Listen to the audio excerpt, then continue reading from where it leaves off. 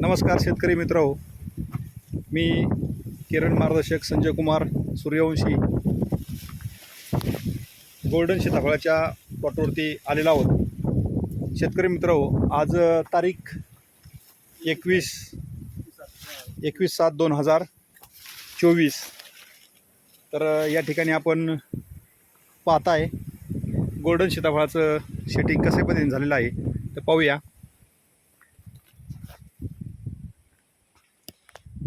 शेतकरी मित्रहो,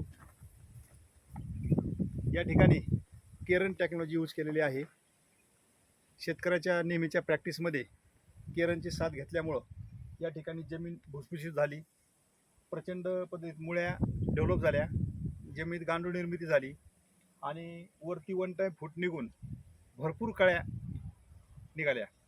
आता ह्या आज 21 जुलै ह्या कंटिन्यू ह्या मागच्या 20 दिवसामध्ये बघितलं तर वातावरण पूर्ण असं ढगाळ वातावरण आहे. पण तरी पण अशा परिस्थितीला, प्रतिकूल परिस्थितीमध्ये सुद्धा ह्या बागेचं सेटिंग आपण आता पाहताय.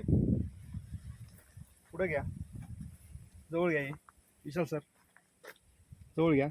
या ठिकाणी पहा, नंतर हे आतमध्ये पहा, घ्या जवळ, हे पहा एकदम फ्रेश सेटिंग. हे पहा, इथं वरती लावा.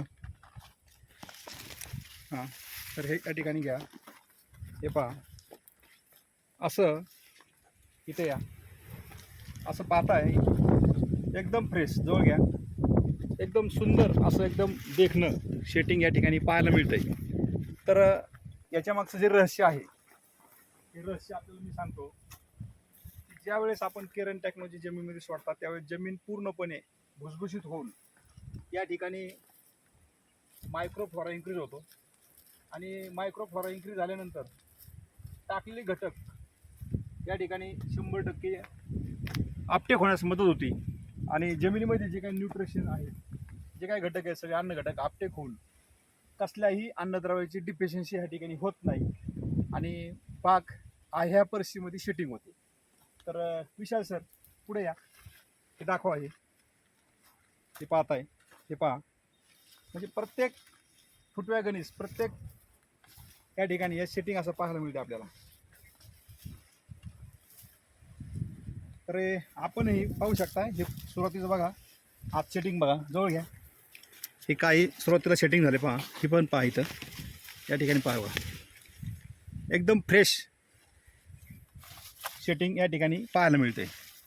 तर सर्व शेतकरी बांधवांना माझी विनंती आहे, आपल्या परिसरामध्ये जे पण केरन मार्गदर्शक उपस्थित असतील त्यांच्याशी संपर्क करून लवकरात लवकर आपल्या समस्या ज्या असतील त्या समस्याचं निवारण करू शकता आणि केरनचा अनुभव घेऊ शकता.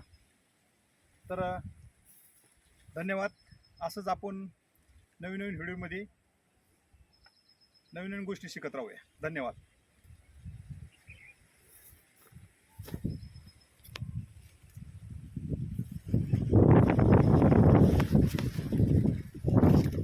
चल सर, होऊया.